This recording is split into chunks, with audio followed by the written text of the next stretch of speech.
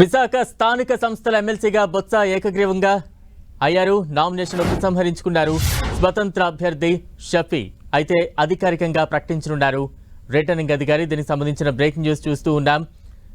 విశాఖ స్థానిక సంస్థల ఎమ్మెల్సీగా బొత్స ఏకగ్రీవం అయ్యారు. నామినేషన్ను ఉపసంహరించుకున్నారు స్వతంత్ర అభ్యర్థి షఫీ. అయితే రిటర్నింగ్ అధికారి మరి కాసేపట్లో అధికారికంగా ప్రకటించనున్నారు. దీనికి సంబంధించిన బ్రేకింగ్ న్యూస్ చూస్తూ ఉన్నాం.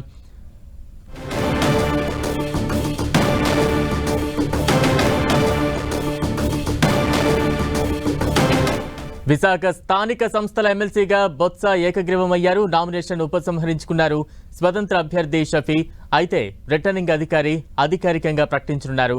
తాజా అప్డేట్స్ అందించేందుకు మా ప్రతినిధి జార్జ్ సిద్ధంగా ఉన్నారు. జార్జ్, స్థానిక సంస్థల ఎన్నికలకు సంబంధించి బొత్స సత్యనారాయణ ఏకగ్రీవంగా ఎన్నికయ్యారు. స్వతంత్ర అభ్యర్థి షఫీ సైతం కూడా నామినేషన్ వేసిన నేపథ్యంలో ఆయన ఉపసంహరించకపోతే ఈ నెల 30వ తేదీన ఎన్నికలు ఉండే అవకాశం ఉండేది. కానీ ఆయన కూడా ఉపసంహరించుకోవడంతో ఏకగ్రీవంగానే బొత్స సత్యనారాయణ ఎమ్మెల్సీగా ఎన్నికవడం జరిగింది. అయితే మొదటి నుంచి కూడా ఈ ఎమ్మెల్సీ ఎన్నికల మీద ఉత్కంఠ అయితే నెలకొని ఉంది. ఎందుకంటే కూటమి అభ్యర్థులు సైతం కూడా తమ అభ్యర్థులను నిలబెడతామంటూ కూడా మొదటి నుంచి కూడా చెబుతూ వచ్చారు. ఈ నేపథ్యంలో ఈ ఎన్నికలు అనేవి చాలా ప్రతిష్టాత్మకంగా ఉత్కంఠగా మారాయి.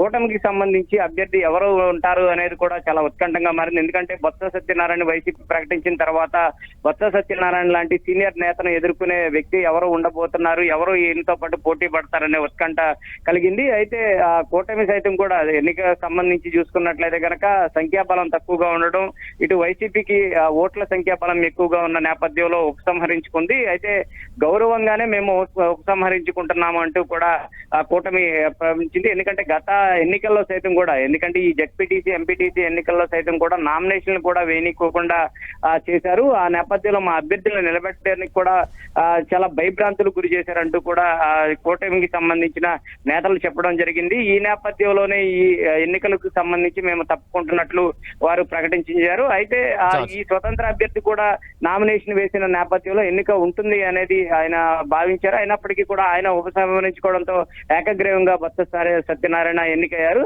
అయితే అధికారికంగా రిటర్నింగ్ అధికారి 16వ తేదీన ప్రకటించిన అవకాశం అయితే కనిపిస్తూ ఉంది. ఆ తర్వాత ఆయన ఎమ్మెల్సీగా ఏకగ్రీవంగా ఎన్నిక కానున్నారు.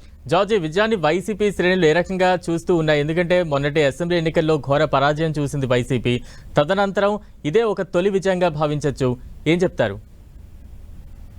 ఎమ్మెల్సీ ఎన్నికలకు సంబంధించి చూసుకున్నట్లయితే మొత్తం 838 ఓట్లు ఉండడం జరిగింది. ఇటు జెడ్పీటీసీలకు కానీ ఎంపీటీసీలకు కానీ కార్పొరేషన్లు కౌన్సిలర్లు కలిపి. అయితే వీటిలో చూసుకున్నట్లయితే కనుక దాదాపుగా 530కి పైగా తమకు సంఖ్యాబలం ఉన్నట్లు బొత్స సత్యనారాయణ గారు తెలపడం జరిగింది. ఈ నేపథ్యంలో అటు కూటమికి సైతం కూడా 200 మాత్రమే బలం ఉంది. మా ఇద్దరి మధ్య చూసుకున్నట్లయితే కనుక 250కి పైగా అంటే 250 నుంచి 300 ఓట్లు ఉన్నప్పటికీ, అంటే ఇంత వ్యత్యాసం ఉన్నప్పటికీ కూడా పోటీలోకి తేవడం దుశ్చర్య అవుతుందంటూ కూడా బొత్స సత్యనారాయణ ప్రకటించారు. ఈ నేపథ్యంలో అయినా కానీ వారితో పోటీలు ఎదుర్కొనేందుకు మేము సిద్ధంగా ఉన్నామంటూ కూడా చెప్పారు. అయితే ఈ క్రమంలోనే వాళ్ళు తప్పుకోవడం, ఇలా ఏకగ్రీవంగా ఎన్నికవడం పట్ల అయితే వైసీపీ తొలి విజయంగా చెప్పుకోవచ్చు. ఎందుకంటే ఈ ఎన్నికను సైతం కూడా చాలా ప్రతిష్టాత్మకంగా తీసుకుంది. దీనికి సంబంధించి చూసుకున్నట్లయితే కనుక ఇటు విశాఖ అలాగే అనకాపల్లి అల్లూరు జిల్లా నేతలతో మాజీ సీఎం జగన్ సైతం కూడా వాళ్ళతో భేటీ అయ్యారు. గెలవడానికి ఎంత కావాలి, మనం ఎందుకు గెలవాలనే దాని మీద కూడా దిశానిర్దేశం చేశారు. ఈ గెలుపు మనకు ఖచ్చితంగా అవసరం అంటూ కూడా నేతలందరికీ, ఎవరైతే జెడ్పీటీసీ ఎంపీటీసీలందరికీ కూడా ఆయన కలవడం జరిగింది. అందరూ నేతలను సైతం కూడా ఆయన అమరావతిలో కలిసి దీనికి సంబంధించి ఈ గెలుపుకి సంబంధించిన ఎందుకు మనం గెలవాల్సి ఉంటుంది అనేది కూడా ఆయన ప్రకటించడం జరిగింది. ఈ నేపథ్యంలో బొత్స సత్యనారాయణ ఏకగ్రీవంగా ఎన్నిక కావడం, ఎమ్మెల్సీగా ఆయన మరలా చట్టసభల్లోకి వెళ్తూ ఉండడంతో ఇది తొలి విజయంగానే భావించవచ్చు. Right, thank you George.